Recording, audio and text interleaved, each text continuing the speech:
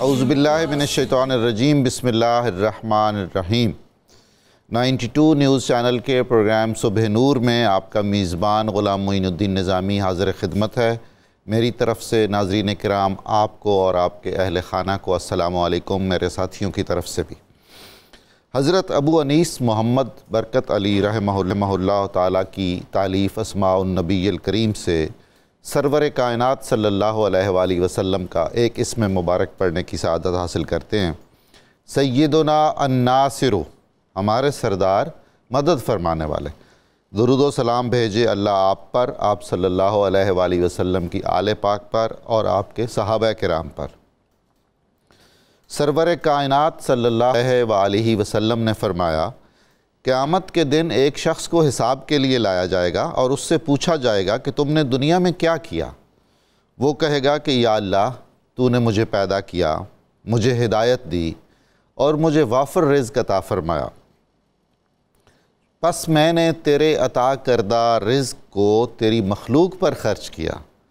اللہ تعالیٰ فرمائے گا کہ میرے اس بندے نے بالکل سچ کہا ہے، اسے جنت میں داخل کر دو۔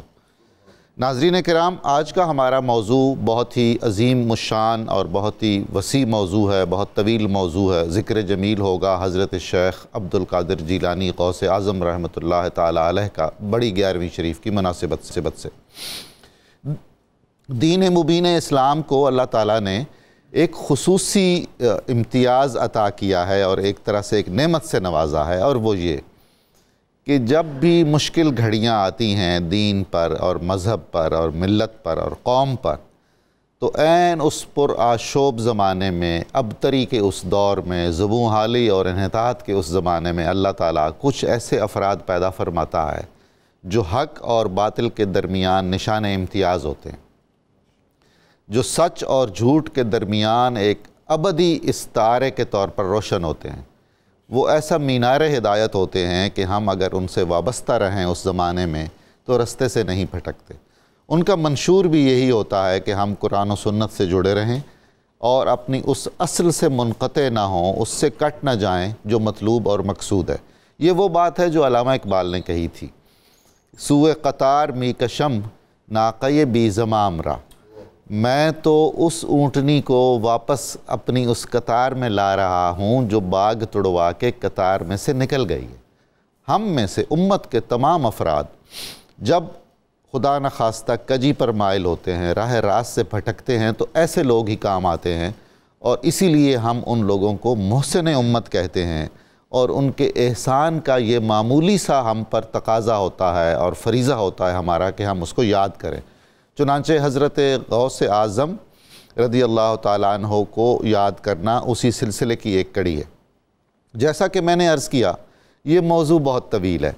حضرت غوث اعظم کی شخصیت، آپ کے کمالات، آپ کی تعلیمات، آپ کی خدمات، آپ کے دور رس اور ہمگیر اثرات پر جب ہم بات کریں گے تو ایک ایک موضوع ایک ایک دن کی گفتگو کا متقاضی ہے، سچ پوچھئے تو۔ اس پر کتابیں لکھی گئی ہیں، اس پر ہزاروں مضامین لکھے گئے ہیں، تحقیقی مقالات لکھے گئے ہیں، احاطہ ہی نہیں کیا جا سکتا۔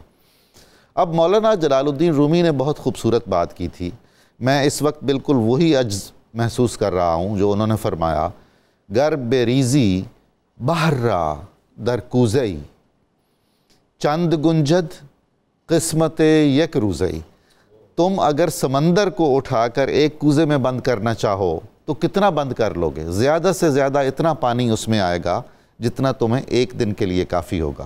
تو یہ ذکر جمیل حضرت غوث اعظم کا اتنا طویل ہے کہ اس کا احاطہ اس مختصر سے وقت میں، جو کہ تقریباً 1 گھنٹہ ہے، ممکن نہیں ہے۔ اس کے باوجود عربی کا ایک محاورہ ہے کہ ہر وہ چیز جس کا آپ مکمل احاطہ نہیں کر سکتے، اس کو مکمل ترک کر دینا یا چھوڑ دینا یا نظر انداز کر دینا بھی دانائی اور بھلائی نہیں ہے۔ اس لیے ہم اپنی سعادت حاصل کرنا چاہتے ہیں، اس خیر و برکت میں اپنا حصہ وصول کرنا چاہتے ہیں، ان کا ذکر جمیل کر۔ آج ان کا دن ہے، یہ ان کا مہینہ ہے، ویسے تو سارے ہی دن اللہ والوں کے ہیں، اور سارے ہی لمحے اور تمام ہی ایام اللہ کے ایام ہیں اور اللہ والوں کے ایام ہیں، مگر خاص طور پر آج ہم یاد کریں گے شہنشاہ بغداد کو، جو امام الاولیاء بھی ہیں، جو شیخ الشیوخ ہیں صحیح معنوں میں، جو سلطان المشائخ ہیں، جن کو شیخ الاسلام والمسلمین کہا جائے تو دل احترام سے جھکتا ہے کہ اس سے سچی بات کیا ہو سکتی ہے۔ آج ان کی حیات و خدمات پر گفتگو کرنے کے لیے صبح نور میں ہمارے ساتھ تشریف فرما مہمان بہت ہی محترم ہیں، آپ کے جانے پہچانے ہیں، میں ان کا تعارف بھی کرواتا ہوں، ان کا شکریہ بھی ادا کرتا ہوں۔ ان مہمانوں کے ساتھ گفتگو کے بعد ہم آخر میں ایک منقبت بھی سنیں گے۔ ہمارے پہلے مہمان پروفیسر محمد اعظم نوری صاحب ہیں جو تشریف فرما ہے، آپ ان سب سے واقف ہیں، ان کی اپنی خدمات ہیں بہت اعلیٰ درجے کی دین کی فروغ کے لیے۔ دوسرے مہمان محترم ڈاکٹر طاہر حمید تنولی صاحب ہیں جو اس پروگرام کی جان کہنا چاہیے صحیح معنوں میں، ہمارے پرانے ساتھیوں میں ہیں۔ صبح نور کے آغاز سے لے کر جب سے اس صبح کی کرنیں طلوع ہوئی ہیں، ہم کچھ ساتھی ہیں جو یہ سعادت حاصل کرتے ہیں کہ اس سے منسلک رہیں۔ ہمارے تیسرے معزز مہمان محترم علامہ محمد اشفاق مدنی صاحب ہیں جن کے حسن گفتار کے آپ لوگ گرویدہ ہیں بشمول میرے۔ میں تینوں اصحاب کو ویلکم کرتا ہوں، خوش آمدید کہتا ہوں دل کی اتھا گہرائیوں سے۔ اور منقبت ہم آخر میں سنیں گے حافظ محمد ارشد نقشبندی صاحب سے۔ میں بلا توقف، چونکہ آج گفتگو بہت طویل ہوگی اور بہت اہم ہوگی، ناظرین کرام آپ کی توجہ بہت ضروری ہوگی، اس لیے کہ ہمیں نوجوان نسل کی تربیت کرنے کے لیے جن معیارات کی ضرورت ہے، یہ شخصیت جن پر ہم بات کریں گے ایسا ایک بہت عظیم الشان معیار ہیں جن کو اللہ کی نشانی کہا جا سکتا ہے، جن کو اللہ کی حجت کہا جا سکتا ہے اخلاق اور کردار کے اعتبار سے اور تعلیمات کے اعتبار سے۔ پروفیسر محمد اعظم نوری صاحب، حضرت غوث اعظم کا جو زمانہ ہے وہ سیاسی اب طریقہ ہے، اس میں اخلاقی اقدار کا ہمیں انحطاط نظر آتا ہے، سماجی ٹوٹ پھوٹ ہے، بہت ساری جو اسٹیبلشڈ ویلیوز ہیں وہ درہم برہم ہو رہی ہیں، اور بغداد ہے جو بہت بڑا ثقافتی مرکز اور سیاسی مرکز ہے۔ تو حکمت الہی نے وہ کیا پس منظر تھا جس میں حضرت غوث اعظم کو پیدا کیا؟ بہت شکریہ قبلہ ڈاکٹر صاحب، بارک اللہ فیک۔ بسم اللہ الرحمن الرحیم۔ آپ نے جس طرح آج کی شخصیت کو محبتوں کا خراج پیش کیا ہے، اس کے سننے کے بعد تو مجھے اعلیٰ حضرت کے وہ اشعار یاد آ رہے ہیں کہ واہ کیا مرتبہ، سبحان اللہ، یعنی انسان کے دل سے بے ساختہ واہ نکلتی ہے، واہ کیا مرتبہ ہے غوث ہے بالا، سبحان اللہ، سبحان اللہ، اونچے اونچوں کے سروں سے قدم اعلیٰ تھے، سورج اگلوں کے چمکتے تھے چمک کر ڈوبے، سبحان اللہ، افق نور پہ ہے مہر ہمیشہ تیرا، کیا بات ہے، اور سر بھلا کیا کوئی جانے کہ ہے کیسا تیرا، سبحان اللہ، اولیاء ملتے ہیں آنکھیں وہ ہے تلوہ تیرا، سبحان اللہ، سبحان اللہ۔ اور اس کا مزہ آپ اور آپ جیسے ذوق والے لوگ ہی لیں گے جن کو اس کی سمجھ ہے۔ نبوی می بارش، علوی فصل، سبحان اللہ، بطولی گلشن، کمال ہے جی، حسنی پھول اور حسینی ہے مہکنا تیرا، سبحان اللہ، یعنی پنج تن پاک کی ساری خوشبوؤں کا اگر ایک ہی جگہ پہ آپ نے ارتکاز دیکھنا ہو تو وہ حضور غوث الثقلین، نجیب الطرفین، قران السعدین، حضور شیخ سید عبد القادر جیلانی قدس سرہ العزیز کی ہستی ہے۔ بے شک، لا رہے۔ آپ نے جس سوال کی طرف متوجہ کیا ہے، میں ذرا جلدی کے ساتھ کچھ چیزیں آپ کے سامنے رکھنا چاہتا ہوں۔ یہ زمانہ فتنوں کا زمانہ ہے، درست، اور اگر اس کی گہرائی اور گہرائی میں جا کے اس کو اسٹڈی کیا جائے تو میں سمجھتا ہوں کہ ہم جس دور میں رہ رہے ہیں اس کی اس زمانے کے ساتھ بہت زیادہ مماثلت، بہت اہم بات، بہت زیادہ مماثلت، یہ بات ہے، یعنی بے شمار چیزیں ایسی ہیں سیاسی اعتبار سے، مذہبی اعتبار سے، معاشرتی اعتبار سے، کہ جیسے آج ابتری ہے بالکل اسی طرح اس زمانے میں بھی ابتری تھی۔ دو فرقے جو تھے انہوں نے پورے زمانے کو اپنی گرفت میں لیا ہوا تھا، معتزلہ کا فرقہ اور باطنیہ کا فرقہ، جنہوں نے ساری قدروں کو ہی بدل دیا تھا۔ مطلب آپ دیکھیں نا کہ باطنیہ والوں نے انہوں نے کانسیپٹ ہی یہ پیش کیا تھا کہ انہوں نے کہا جی کہ قرآن کے ہر حکم کا ایک ظاہر ہے اور ایک باطن ہے، اور باطن وہ اپنی مرضی کا جو بھی باطن اپنی مرضی کا، وہ نماز کا جو معنی چاہے دے دیں، وہ جہاد کا جو معنی چاہا انہوں نے دے دیا، اور تو اور کعبے کا معنی جو انہوں نے چاہا دے دیا۔ انہوں نے کہا یہ بیت اللہ بھی ضروری نہیں ہے، جہاد کے ہر شے کو انہوں نے بدل کے رکھ دیا۔ اور اسی طرح باقی معاملات جو تھے وہ اتنے دیگر گو تھے، اتنے دیگر، ادھر سلجوقی بادشاہ آپس میں ایک دوسرے سے دست و گریبان تھے، ادھر جو خلافت عباسیہ تھی وہ اپنے آخری سانس لے رہی تھی, بالکل ایسا ہی, اور ہر طرف طوائف الملوکی کا عالم تھا, یعنی امت مسلمہ جو ہے, اور اس سے بڑھ کر ادھر سے اپنا صلیبیوں نے حملہ کر دیا ہوا تھا. میں یہاں پہ ایک بڑا خوبصورت انالیسز آپ کے سامنے رکھنا چاہتا ہوں کہ آپ کی ولادت ہوئی ہے 470 ہجری, جی, آپ بغداد شفٹ ہوئے ہیں 488 ہجری, جی ہاں, 18 سال کی عمر میں. اچھا, ادھر صلیبیوں نے حملہ کیا ہے جب بیت المقدس پہ, اور اس کو انہوں نے کیپچر کیا ہے, وہ ہے 483 ہجری. کمال ہے, یعنی آپ کی عمر صرف 22 سال ہے. بالکل ایسا ہی ہے. 22 سال کا ایک جوان اس بیت المقدس کے سقوط کے بعد تب سے پلاننگ کرتا ہے, اللہ اللہ اللہ, تب سے پلاننگ کرتا ہے ایوبی کیسے پیدا کرنا ہے, ایوبی کیسے پیدا کرنا ہے, اور اس ہم نے اپنے قبلہ اول کو کیسے آزاد کروانا ہے, اور پھر پورے معاشرے کی اصلاح کیسے کرنی ہے. سبحان اللہ. اچھا, اس کے لیے انہوں نے ایک مدرسہ قائم کیا ہے, اور 50 سال تک ڈیلی 13 علوم پڑھائے. اللہ اکبر. مطلب ہم انہیں کرامتوں کا غوث العظم کہتے ہیں, ضرورت ہے کہ انہیں کرامتوں سے نکال کر علم کا غوث العظم کہا جائے, بے شک کہ جو انہوں نے پریکٹیکلی معاشرے میں کنٹریبیوٹ کیا ہے. ایسا ہی ہے. اچھا, ہر سال کم و بیش 3000 فاضلین نکل رہے ہیں. کمال ہے, 3000. اللہ اکبر. اور یہ پورے 50 سال کے اگر ان کے ایفرٹ کاؤنٹ کریں تو جو ان کے ڈائریکٹ سٹوڈنٹ ہیں, اور سٹوڈنٹ وہ آج کی گنتی پوری کرنے والے نہیں ہیں, مطلب آپ ذرا تصور کیجئے امام سمانی جیسے, اللہ اکبر, امام ابن جوزی جیسے, مطلب امام ابن قدامہ الحنبلی جیسے, امام عبد الغنی المقدسی جیسے, اتنے بڑے بڑے سٹوڈنٹ نکل رہے ہیں. علامہ اقبال نے نا ایک انالیسز کیا, انہوں نے کہا کہ آزاد اور محکوم کا فرق کیا ہے.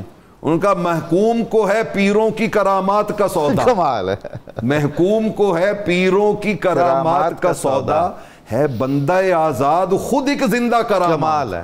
یہ جو 3000 نکلتے تھے ان میں سے ہر ایک اپنی جگہ پہ ایک زندہ کرامت ہوتا تھا, اور وہ جس علاقے میں گیا اس نے پھر جا کے, جب صلاح الدین ایوبی تک معاملہ پہنچا ہے تو اس وقت اس کے جو چیف ایڈوائزر ہیں وہ آپ کے ڈائریکٹ سٹوڈنٹ ہیں, ابن قدامہ الحنبلی جو چیف ایڈوائزر ہیں, اور اس کی آرمی کی جو میجورٹی ہے وہ آپ کی اس درسگاہ کی تربیت یافتہ ہے, یا آپ کے ڈائریکٹ سٹوڈنٹ ہیں یا آپ کے سٹوڈنٹ کے آگے سٹوڈنٹ ہیں. مطلب ایک 22 سال کے جوان کا ویژن دیکھیے کہ اس نے ایک پلاننگ کی ہے, اور اس پلاننگ کے نتیجے میں بیت المقدس صلاح الدین ایوبی نے واپس حاصل کیا ہے جا کے 583 میں. جی. اچھا, آپ کا انتقال ہو رہا ہے 561 میں. جی ہاں. آپ ذرا حیران ہوں گے قدرت کا یہ حسین اتفاق ایسا ہی ہے کہ جب سٹرگل شروع کیا تب بھی عمر 22 سال کی ہے, اور جب آپ کے وصال کو 22 سال ہوئے ہیں تو اللہ نے دوبارہ وہ بیت المقدس مسلمانوں کی جھولی میں ڈال دیا. سبحان اللہ, سبحان اللہ. تو یہ آپ کا کنٹریبیوشن ہے کہ جو ریفارمر ہوتے ہیں وہ بجائے رونا رونے کے, اور بجائے جو وہ تہے محراب جا کے شکوہ و شکایت کرنے کے اور سو جانے کے, وہ میدان عمل میں نکل کے اپنا عملی کردار ادا کرتے ہیں. اور آپ نے ایسا عملی کردار ادا کیا ہے کہ وہ علامہ اقبال علیہ الرحمہ کی اشعار کی روشنی میں گفتگو سمیٹتا ہوں. انہوں نے کہا تھا کہ صوفی کی شریعت میں فقط مستی ہوا, ملا کی شریعت میں فقط مستی گفتار, شاعر کی نوا مردہ و افسردہ و بے ذوق, کمال ہے, افکار میں سرکردہ نہ خوابیدہ نہ بیدار, سبحان اللہ. وہ مرد مجاہد نظر نہیں آتا مجھ کو, ہو جس کے رگو پے میں فقط مستی کردار. سبحان اللہ, سبحان. آپ نے کرامتوں سے سارے احوال نہیں بدلے بلکہ مستی کردار سے سبحان اللہ. بہت خوبصورت, بہت خوبصورت گفتگو آپ نے فرمائی. جناب ڈاکٹر طاہر حمید تنولی صاحب, اعظم نوری صاحب نے بہت اچھی بات کی. آج ہم جائزہ لیں کتنی یونیورسٹیاں ہوں گی جو سالانہ سمجھ لیجئے کہ 3000 طالب علموں کو فارغ التحصیل کرتی ہوں گی, اور ان 3000 میں سے کتنے ہوں گے جنہوں نے صرف گریڈز نہیں حاصل کیے ہوں گے بلکہ اس طرح ان کے ہاں رچا بسا ہوا ہوگا علم اور فضل اور فن, یا ایک ہدف ہوگا ان کا. تو یہ ایک محیر العقول کرامت ہے سچ میں. تو یہ جو آپ کی مواعظ کے ذریعے اصلاحی کوششیں تھیں اور تصنیف و تالیف کے ذریعے آپ نے ساری عمر اس میں صرف فرمائی, اللہ نے اس میں برکت بھی ایسی دی کہ ابد تک ایک یاد رکھی جائے گی. تو اس پر آپ کچھ روشنی ڈالیے کہ سچ میں یہ کوئی ایک مشیت الہی کی ایسی تدبیر نظر آتی ہے کہ ایسی یہ ان کا وجود مسعود ایسی ایک نعمت ہے ہمارے لیے اس عہد میں خاص طور سے اور پھر اب تک. بسم اللہ الرحمن الرحیم. ڈاکٹر صاحب بہت شکریہ. بالکل جس طرح آپ ارشاد فرما رہے ہیں ابھی پروفیسر صاحب نے بھی بڑی تفصیل سے روشنی ڈالی. حضور غوث ثقلین سیدنا شیخ عبدالقادر جیلانی کی شخصیت اور آپ کی خدمات جو ہیں وہ بلا شبہ ایک زمانے کو اس نے بدلا ہے. اچھا جس انداز سے بدلا ہے وہ انقلاب کا اور تبدیلی کا جو فیضان ہے وہ آج تک جاری و ساری ہے آپ کی تعلیمات کے اندر. وہ تاثیر آج بھی اسی طرح رواں سبحان اللہ. اس کا سبب ڈاکٹر صاحب جب ہم دیکھتے ہیں آپ کی شخصیت کو تو وہ یہ ہے کہ آپ کی ذات کے اندر جو صدق اور اخلاص بدرجہ کمال ہے اس اخلاص نے آپ کی زبان مبارک سے نکلنے والے ایک ایک لفظ کو کیمیا بنا دیا. جو خاک پہ پڑا تو خاک پہ سونا بن گئی. یعنی اس درجے کبریت احمر ہے آپ کی زبان مبارک سے نکلنے والا ہر لفظ کبریت احمر ہے. حضور غوث ثقلین سیدنا شیخ عبدالقادر جیلانی ہم دیکھتے ہیں آپ نے فرمایا کہ جب آپ نے واعظ کا آغاز کیا تو یہ بھی مشیت الہی کے تحت کیا. یعنی ایسے نہیں کیا کہ وہ جس طرح آج کل ہم کتاب لکھتے ہیں مصنف بننے کے لیے بات کرتے ہیں مقرر بننے کے لیے اور اہل اللہ کے ہیں ایسا نہیں ہے. کسی ولی کامل کی کتاب کو دیکھیں شروع میں کچھ سبب نظر آ رہا ہوگا کہ جی میں اس ضرورت کو پورا کرنے کے لیے لکھ رہا ہوں. جیسے داتا گنج بخش فرماتے ہیں اس وقت تک نہ بولو جب تک تمہارا نہ بولنا فتنے کا باعث. کمال ہے. کتنی بڑی بات ہے. تو جب ہم دیکھتے ہیں کہ حضور غوث ثقلین کی شخصیت اور آپ کے واعظ اور آپ کا ارشادات جو ہیں وہ اس اصول پہ آگے بڑھتے ہوئے نظر آتے ہیں. اور مشیت الہی کے تحت جب آپ نے گفتگو کا آغاز فرمایا تو آپ فرماتے ہیں پہلے 2-3 افراد میری مجلس میں ہوتے تھے. اچھا. حتیٰ کہ میری مسجد کا حال بھر گیا. پھر ہم وہاں سے نکلے ہم عیدگاہ میں پہنچے عیدگاہ بھر گئی. پھر میدان میں پہنچے میدان میں بھی جگہ نہ بچی. کیا بات ہے. 70 ہزار لوگ آپ کی مجلس واعظ میں موجود ہوتے اور 400 کے قریب اہل علم قلم دعات لے کے بیٹھے ہوتے جو آپ کے مواعظ کو نوٹ کرتے. بہت سارے تو سواریوں پر بھی ہوتے تھے. سواریوں پہ ہوتے جہاں جیسے جگہ ملی اینڈ پہ ایسے. اچھا دیکھیں یہ بھی آپ کی شان تھی قریب ہو یا دور سب کو برابر آواز. کیا بات ہے. اور اس کا تسلسل آپ دیکھیں آج بھی فتح ربانی کو پڑھیں ایسے لگے گا حضور غوث ثقلین بول رہے ہیں. سبحان اللہ. یعنی اس کے اندر اتنی جلالت ہے اس کلام کے اندر اس کے اندر اتنی فصاحت و بلاغت ہے اتنی تاثیر ہے اتنی تاثیر ہے اخلاص اور سبحان اللہ. یعنی جتنی مجالس آپ کی جو ریکارڈ ہوئی ہیں اور آپ یہ نہیں کہہ سکتے کہ لفظ ویسے ریکارڈ ہوئی ہیں یا بیان ہی ویسے منتقل ہو گیا. ظاہر ہے علماء نے لکھا جتنا انہوں نے کیپچر کر سکا جیسے بھی آپ نے مولانا روم کا شعر پڑھا تھا جتنا اس کے اندر بھی وہ تاثیر ہے اس نے بدلا. اچھا دوسرا ڈاکٹر صاحب وہ زمانہ ایسا ہے ایک عجیب ابتری کا زمانہ ہے جس طرح ابھی پروفیسر صاحب نے بھی اشارہ کیا. آپ نے کم و بیش 4 حکمران آپ کے زمانے میں ہمیں ملے جنہیں نظر آتے ہیں. المسترشد باللہ ہے الراشد باللہ ہے المقتفی لامر اللہ اور المستنجد باللہ. چاروں حکمرانوں کو جس طرح سے آپ نے مخاطب کیا اور ایک عجیب آپ کے مواعظ کے اندر ایک ہمیں نظر آتا ہے ایک جس طرح ایک اللہ کی طرف سے کوئی معمور شخصیت جو ہے جو محتسب ہے پوری سوسائٹی کی محرمہ و انجم کا محاسب قلندر یعنی اس کی ایک شان آپ کی شخصیت کے اندر نظر آتی ہے. بادشاہ سامنے بیٹھا ہے حکمران سامنے اور آپ اس کو مخاطب کر رہے ہیں. سبحان اللہ. آپ واز فرما رہے ہیں جیسے پتہ چلا کوئی حکمران آیا سب کچھ چھوڑ کر اس کو مخاطب کیا. تنولی صاحب آپ کی بات سے یہ احساس ہو رہا ہے کہ یہ جو اہل تصوف پر بالعموم اعتراض کیا جاتا ہے کہ یہ دلچسپی نہیں لیتے اور بادشاہوں کے قریب رہتے ہیں اور ان کی اصلاح نہیں کرتے تو یہ تو پھر درست بات نہ ہوئی. ڈاکٹر صاحب میرا خیال ہے کہ پوری تاریخ صوفیہ اٹھا کے دیکھ لیں جو اکابر اساتذہ ہیں ایک شخصیت بھی آپ کو نہیں ملے گی جو کسی بادشاہ کا حلقہ بردار ہو. یعنی ہر ایک نے کلمہ حق کہا یا انہوں نے الگ تنہائی میں رہے بادشاہوں کے قریب ہی نہیں گئے. صحیح. اگر قریب گئے تو انہوں نے ان کی اصلاح کی. سبحان اللہ. اور ایسا بھی ہے حضور غوث ثقلین جیسی شخصیت جنہوں نے بادشاہوں کو بلا کے ان کی اصلاح کی. کمال ہے. یعنی اچھا آپ کی خدمت میں بیوروکریٹ آتے تھے گورنرز آتے تھے حکمران آتے تھے قاضی آتے تھے ججز آتے تھے. آپ ہر ایک کو اس کے عیب سنا کے فرماتے تھے تم اسے اس طرح اپنی اصلاح کرو. کمال ہے جی. جب آپ نصیحت کا فرماتے یہ نہیں کہ تم نماز شروع کر دو یعنی ایک تفصیلات موجود ہیں تم شب بیداریاں شروع کر دو تم روزے شروع کر دو. اس کا جو منصب تھا اس منصب کے ساتھ انصاف کی تلقین کی. کیا کہنے کیا بات آپ میں وقت سامنے بیٹھا فرمایا تمہارا خدا میرے قدموں تلے ہے تم جس کو پوچھتے ہو وہ دنیا ہے اور دنیا کو میں رون کے یہاں. واہ واہ. یعنی اتنی جرت یہ جرت مومنانہ یہ کہاں سے آتی ہے. یہ عطائے خداوند ہے اور جب تک حقیقی معنوں میں کوئی اللہ رب العزت کی غلامی اور بندگی میں درجہ کمال پہ نہ پہنچ چکا ہو ویسی بات کہہ نہیں سکتا. علماء اہل علم عام لوگ کوئی بھی آپ کی مجلس میں جاتا فیضان لے کے اٹھتا اور جو آپ کے فرامین ہیں جب ہم دیکھتے ہیں ہر فرمان ایک کریکٹر بلڈنگ کا فارمولہ ہے. میں ایک آپ کا قول مبارک پڑھنا چاہوں گا. فرماتے ہیں لا تہرب من البلائے جب تم پہ مصیبت آئے بھاگو نہ.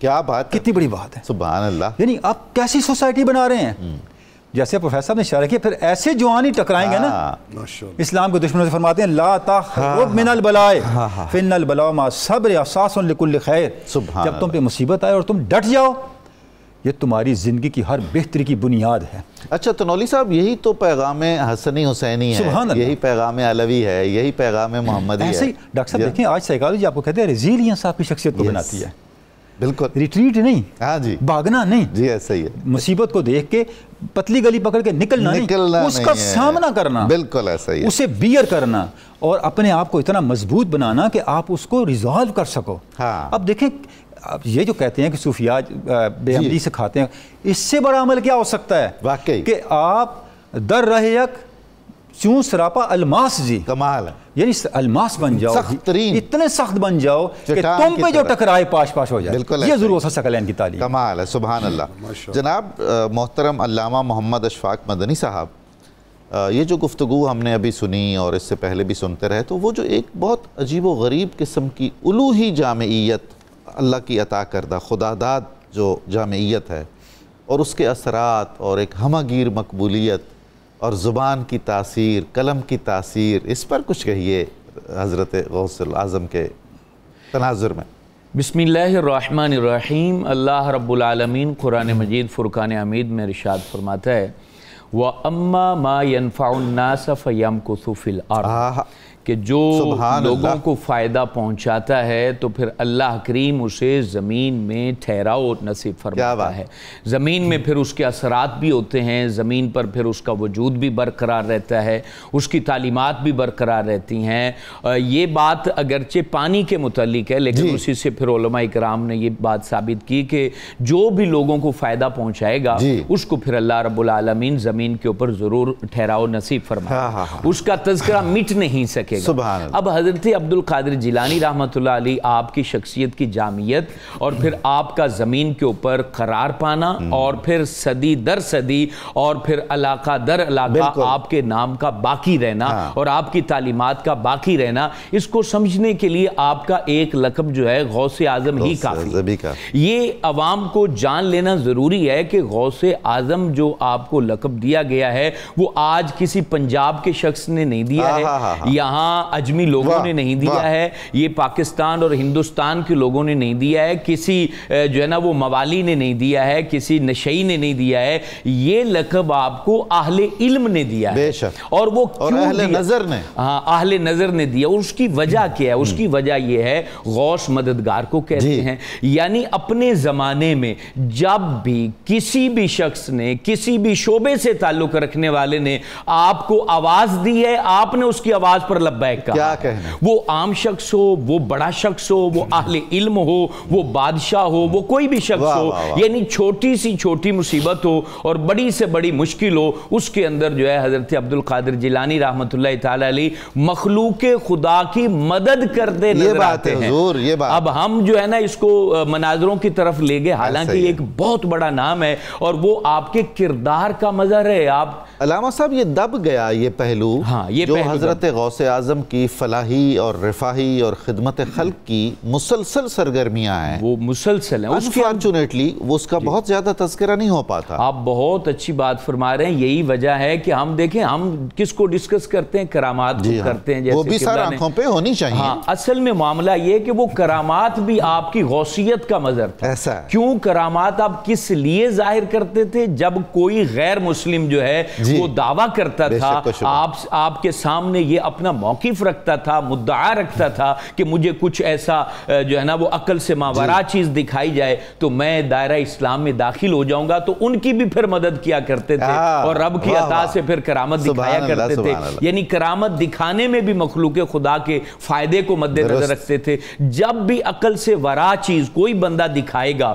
اور وہ اس میں مخلوق کی مدد کر رہا ہے اور خالق کی محبت پھیلا رہا ہے تو وہ کرامت ہے، ورنہ وہ جادو میں شمار ہوگا۔ جب وہ اپنی ذات کو پرموٹ کر رہا ہے، وہ لوگوں سے بینیفٹ اٹھانا چاہتا ہے، لوگوں سے ہدایہ لینا چاہتا ہے، جائیدادیں بنا رہا ہے اور اللہ سے دور کرنا چاہ رہا ہے، تو پھر وہ کرامت نہیں ہوتی ہے، وہ شعبدہ بازی شمار ہوتی ہے۔ تو حضور سیدی غوث الورا رحمت اللہ تعالی علیہ، آپ کی شخصیت نے زندگی کے تمام شعبوں میں لوگوں کی مدد کی ہے۔ وہ علوم کا شعبہ ہو تو بڑے بڑے لوگ اس میں آپ دیکھیں، میں یہاں حوالہ دینا چاہتا ہوں ابن تیمیہ کا، وہ فتویٰ دینے میں سخت گیر شمار ہوتے ہیں، لیکن اس شخص نے بھی کہا کہ میں نے جب حضرت عبد القادر جیلانی کو اسٹڈی کیا ہے تو ان کی کرامات حد تواتر کو پہنچی ہوئی ہیں، یعنی ایسی بات جس کو ہر دور میں اہل علم نے، باشعور لوگوں نے اور حکیم شخصوں نے بیان کیا ہو، وہ کرامات صرف حضرت عبد القادر جیلانی کی ہیں۔ بلکہ حضور آپ کی بات سے میرے ذہن میں آ رہا ہے کہ علامہ ابن تیمیہ کا جو مجموعہ فتاویٰ ہے جی،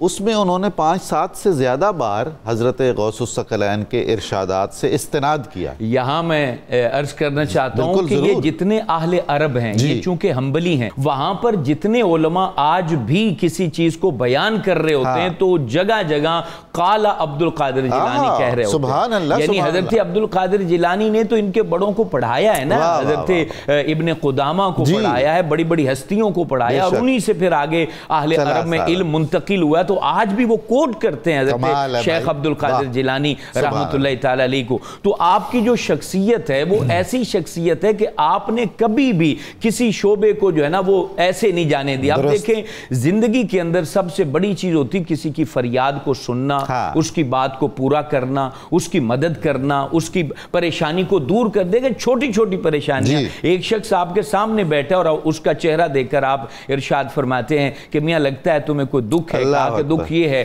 نہر کراس کرنی تھی تو ملاح نے مجھے کشتی میں سوار نہیں ہونے دیا، میرے پاس پیسے نہیں تھے، آپ نے کہا بیٹھ جائیے، تھوڑی دیر بعد جو ہے نا وہ کئی دراہم ان کے پاس آئے حضور سید عبد القادر جیلانی کے، تو اس کو دیا اور فرمانے لگے جاؤ ملاح کو دینا اور کہنا کسی فقیر کا سوال رد نہ کیا کرے۔ اور پھر میں یہاں علماء کی بات کوٹ کرنا چاہتا ہوں، آپ فرماتے سب سے بڑی بات جو عبد القادر جیلانی کی ہے وہ یہ ہے کہ آپ نے مردہ دلوں کی مسیحائی فرمائی ہے، اور آپ کے انداز نے، آپ کی گفتار نے لوگوں میں ایمان کی وہ نئی زندگی پھونکی ہے کہ قیامت تک اس کا فیض جاری۔ سبحان اللہ، محی الدین تبھی تو کہلاتے ہیں ناظرین مکرم ہمارے حضرت سیدنا عبد القادر جیلانی محی الدین۔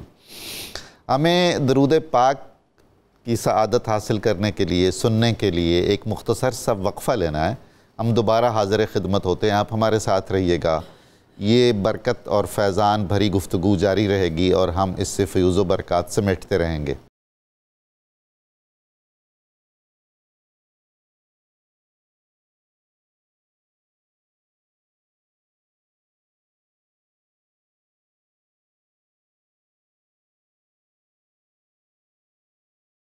ویلکم بیک ناظرین و سامعین، آپ کو تہ دل سے صبح نور میں دوبارہ خوش آمدید کہتا ہوں۔ ہم گفتگو کر رہے ہیں حضرت سیدنا عبد القادر جیلانی کی حیات، خدمات، تعلیمات اور ان کے اثرات کے بارے میں۔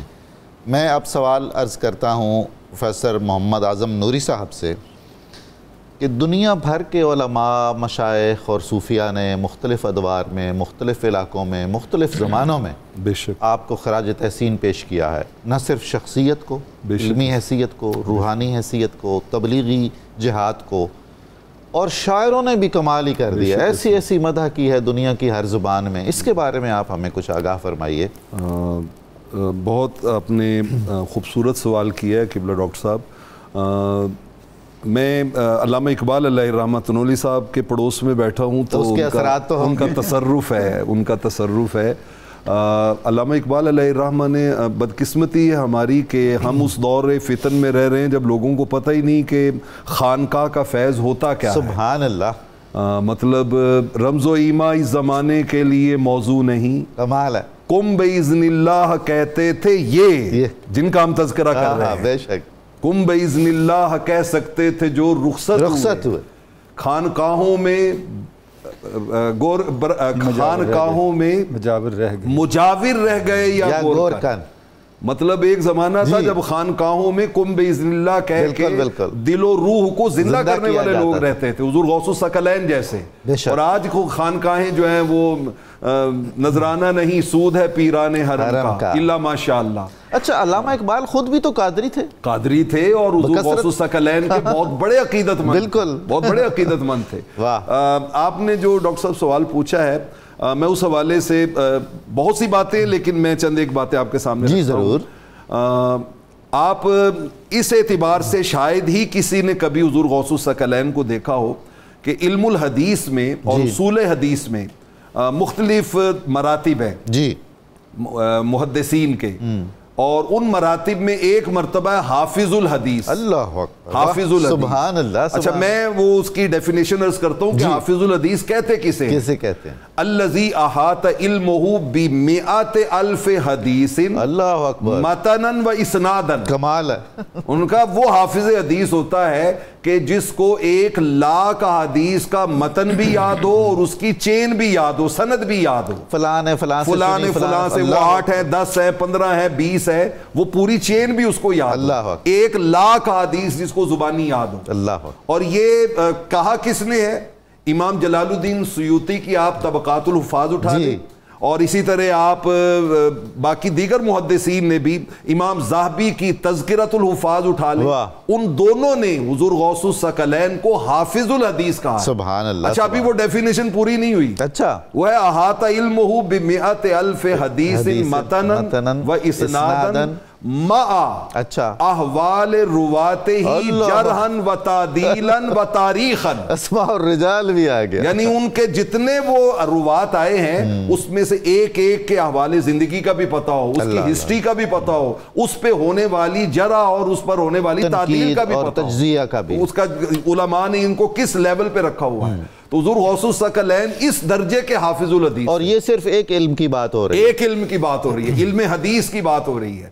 مطلب وہ کیا علامہ اقبال نے کہا کہ میراث میں آئی ہے انہیں مسند ارشاد، زاغوں کے تصرف میں عقابوں کے نشیمن. زاغوں نے بس کرامتوں کے ساتھ ہی ان کو انٹروڈیوس کروایا نہیں، آج ضرورت ہے کہ کوئی ان کے فالوورز میں سے عقاب اٹھے اور وہ ان کے زندگی کے یہ پہلو لوگوں کے سامنے رکھیں، ان کو بتائیں کہ وہ حافظ الحدیث بھی تھے. بے شک و شبہ. علامہ ابن تیمیہ کی آپ نے بھی بات کی، علامہ صاحب نے بھی بات کی.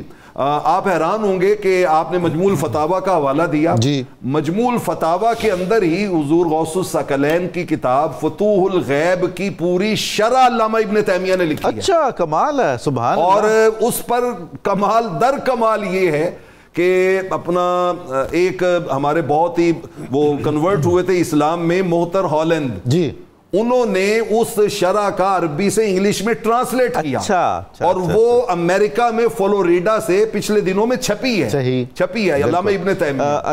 علامہ محمد اعظم نوری صاحب، میں آپ کی بات کاٹنے پر معذرت چاہتا ہوں، مگر میں ضروری سمجھ رہا ہوں ایک بات بیان کرنا کہ حضرت ابن تیمیہ اگر تعریف کرتے ہیں سیدنا غوث اعظم کی یا استدلال کرتے ہیں، بے شک ایسے ہی ہے، تو حضرت کا مرتبہ بلند نہیں ہوتا، اس میں ابن تیمیہ کا مرتبہ بلند ہوتا ہے. اس میں تو شک ہی، اور وہ خود کہتے ہیں، یعنی وہ کہتے ہیں الشیخ عبد القادر اعظم من مشائخ زمانے ہی. یہ بات وہ کہتے ہیں ہر زمانے کے مشائخ میں سب سے بڑے شیخ جو ہیں وہ حضور شیخ سید عبد القادر جیلانی قدس سرہ العزیز. بالکل ایسا. اچھا میں ایک چھوٹی سی بات ان کے حوالے سے کرنا چاہتا ہوں. علامہ ابن تیمیہ نے مجموع الفتاوی میں جس بڑے سے بڑے ولی کا بھی ذکر کیا نا بھائی، نیم کیا ہے. صحیح.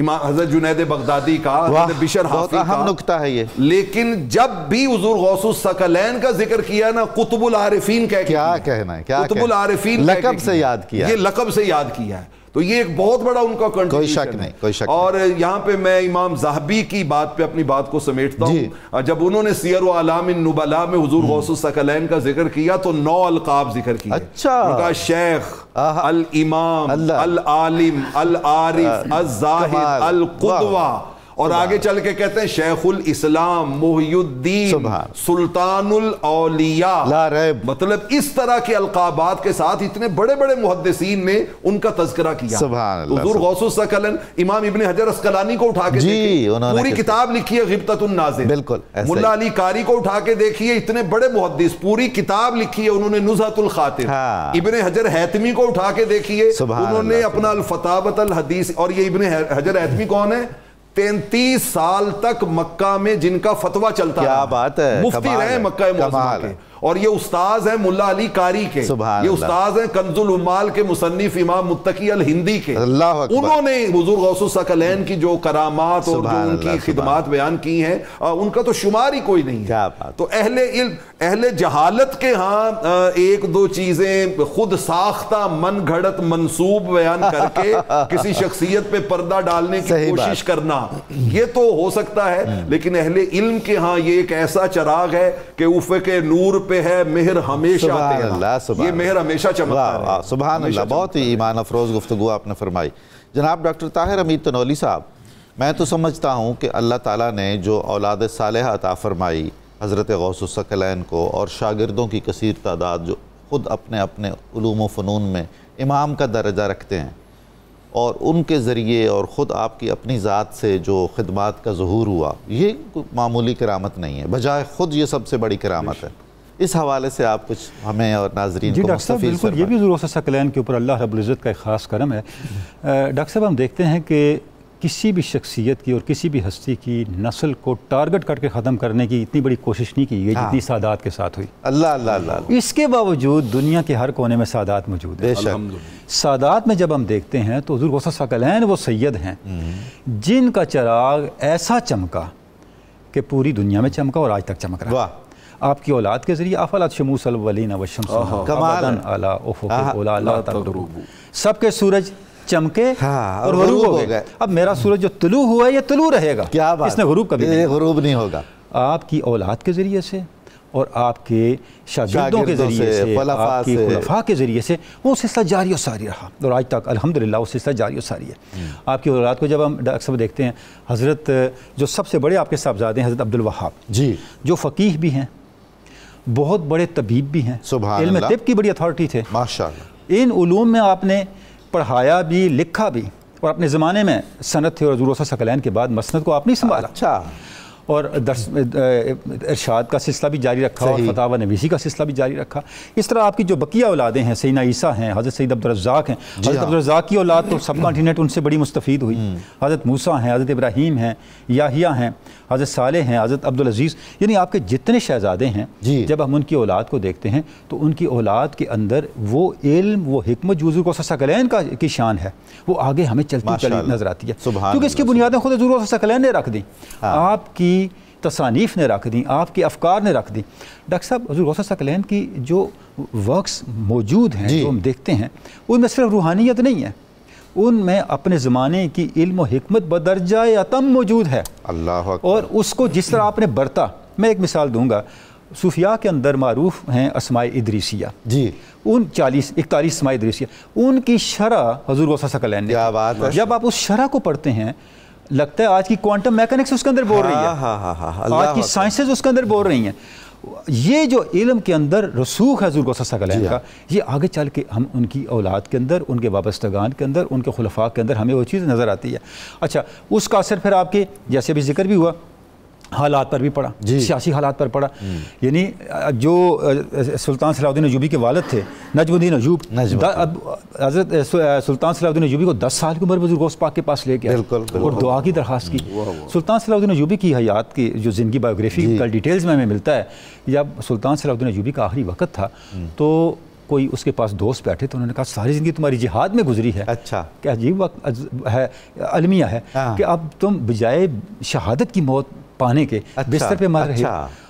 تو سلطان صلاح الدین ایوبی نے کہا ہاں میری بھی یہ طلب ہے کہ مجھے شہادت کی موت ملے، لیکن یہ کیسے ممکن ہے جس گردن کو عبدالقادر جیلانی نے چوما ہو. سبحان اللہ سبحان اللہ سبحان اللہ سبحان اللہ. اس کا مطلب ہے کہ یہ وہ لوگ تھے جنہیں حضور غوث الثقلین کے فیوزات کا ہر وقت استحضار تھا. بے شک. اور یہ وہ نسبت تھی جس نے انہیں ایمان کا پہاڑ بنا دی اور ایمان کی استقامت عطا کر دی. اچھا، اس کے بعد مدرسہ قادریہ کے جو فاضلین تھے وہ تھروٹ احیائی تحریکوں کا حصہ رہے، اس کا انہوں نے اس کو سپورٹ کیا علاقوں میں، مختلف ممالک میں. ایسے ہی ہے. آپ کی اولاد کی کنٹریبیوشن دیکھیں، میں ایک ریفرنس دینا چاہوں گا. جس وقت جدید عراق غلامی سے آزاد ہو رہا تھا تو اس وقت کے نقیب الاشراف حضرت عبد الرحمن المحض القادری، صحیح، یہ وہ ہستی ہیں جنہوں نے 1922 کے اندر اینگلو عراق ٹریٹی کیا. سبحان اللہ سبحان اللہ. اس پہ 2 شخص پرسنالٹیز کے دستخط ہیں، یو کے کی طرف سے، گریٹ برٹن کی طرف سے پرسی کویکس کے، اچھا، اور عراق کی طرف سے سیدنا عبد الرحمن المحض القادری علیہ رحمہ کے.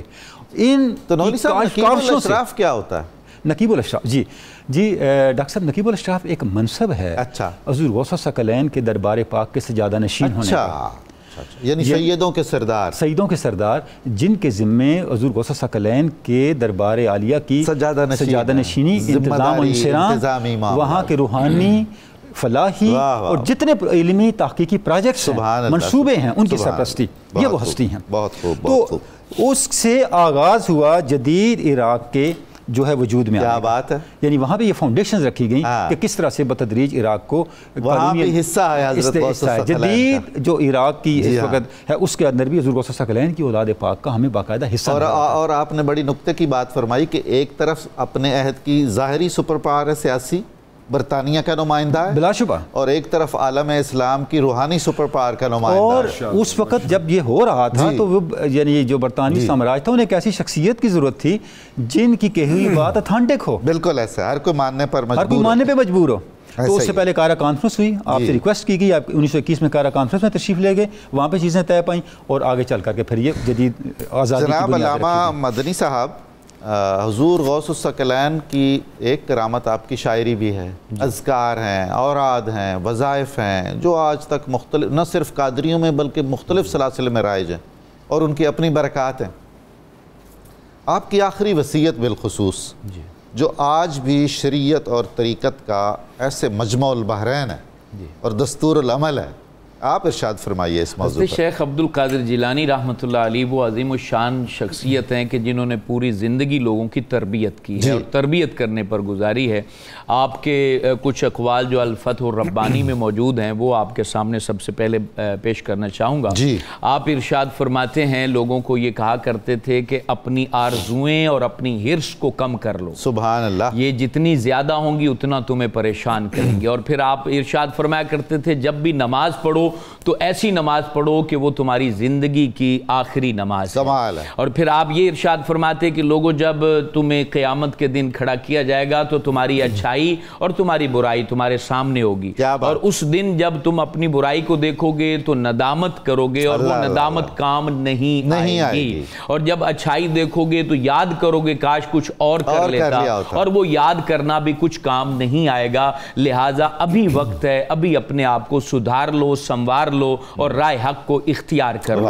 اور پھر آپ یہ ارشاد فرمایا کرتے تھے لوگوں سے کہ اے لوگو اللہ رب العالمین کو ہر حال میں راضی رکھو.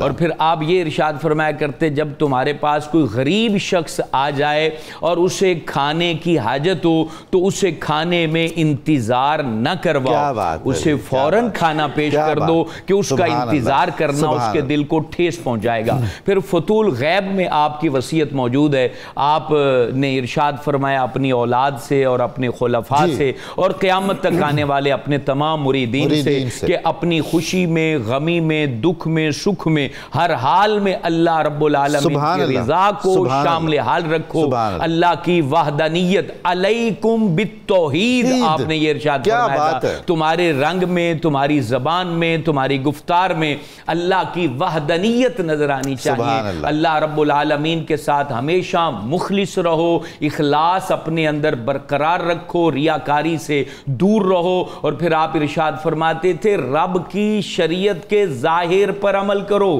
اور اپنے باطن کی حفاظت کرتے رہو. اور پھر آپ فرماتے اپنے چہرے کی بشاشت کا خیال رکھو، یعنی جب کسی سے ملو تو تیوری نہ چڑھی ہوئی ہو، تمہارے چہرے پر مسکراتا ہوا چہرہ، مسکراتا چہرہ لے کے اپنوں کے سامنے جاؤ، غیروں کے سامنے جاؤ اور اپنے آپ کو لوگوں کے لیے نفع پہنچانے والا ہمیشہ بنا کے رکھو.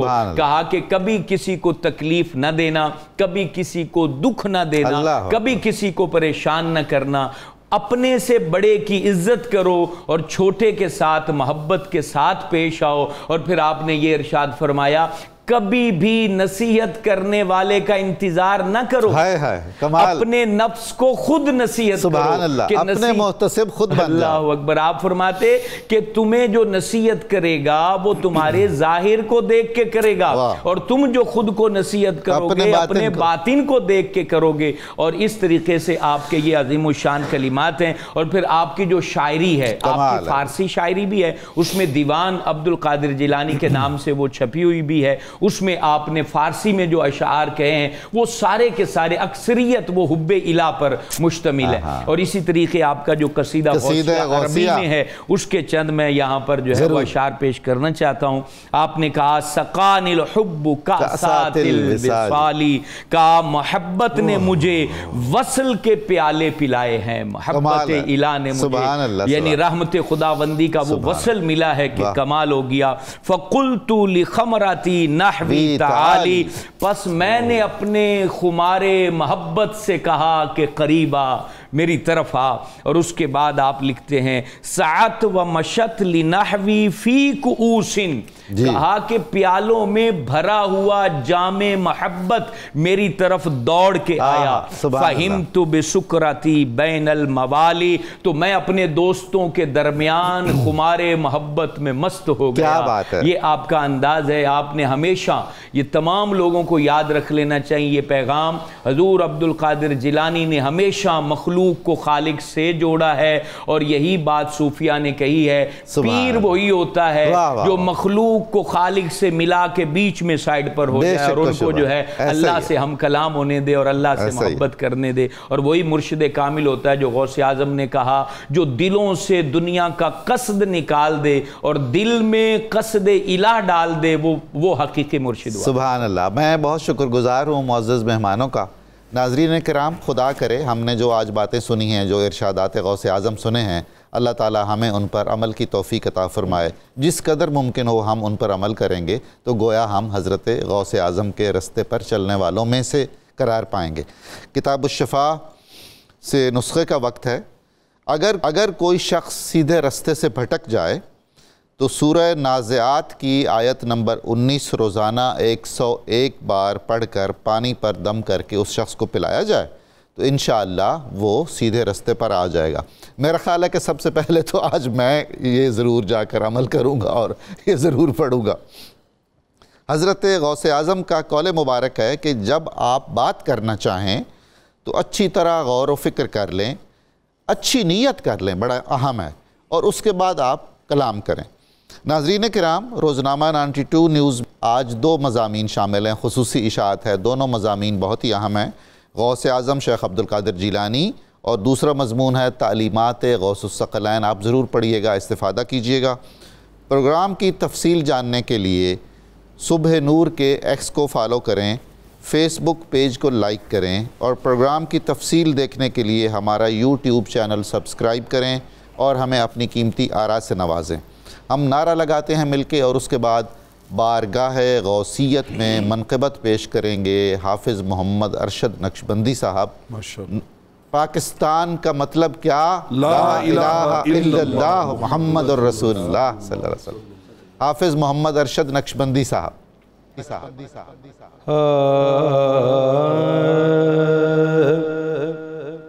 اللہ رے کیا بارگاہ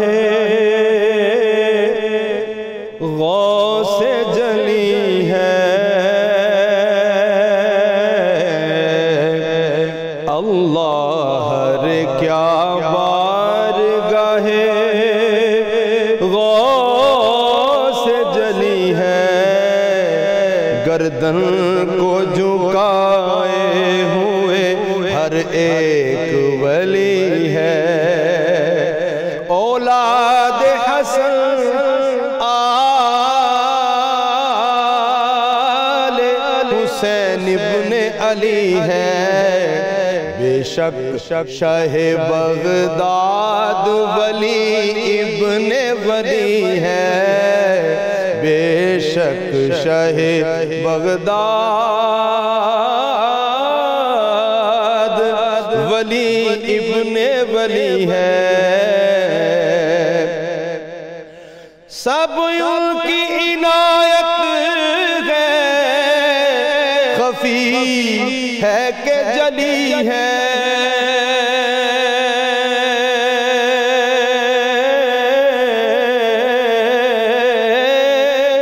سب ان کی عنایت ہے، خفی ہے کہ جلی ہے. ہر رسم کرم ان کے گھرانے سے چلی ہے، ہر رسم کرم ان کے گھرانے سے چلی ہے، بے شک شاہ بغداد ولی ابن ولی ہے۔ اس ذات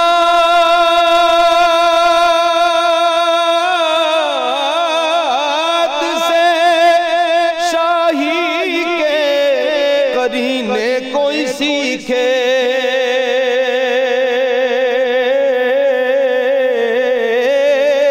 اس ذات سے شاہی کے قرینے کوئی سیکھے، وہ ذات کہ جو فقر کے سانچے میں ڈلی ہے، وہ ذات کہ جو فقر کے سانچے میں ڈلی ہے، بے شک شاہ بغداد ولی ابن ولی ہے۔ ہر گام پہ سجدے کی تمنا ہے جبی کو،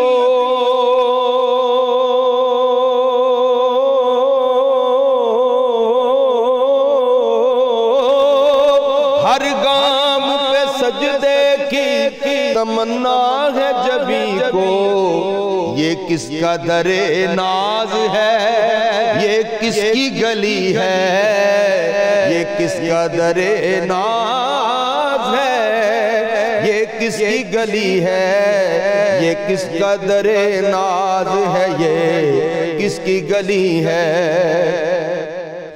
میں ان کا ہوں تا حشر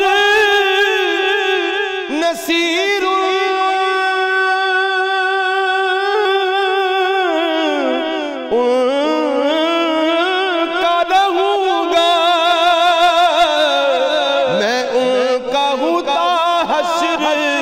نصیر ان کا رہوں گا، میں ان کا ہوں تا حشر نصیر ان کا رہوں گا۔ صد شکر کہ ان سے میری نسبت ازلی ہے، صد شکر کہ ان سے میری نسبت ازلی ہے۔ اللہ رے کیا بارگاہ وہ سے جلی ہے، بے شک شاہ بغداد ولی ابن ولی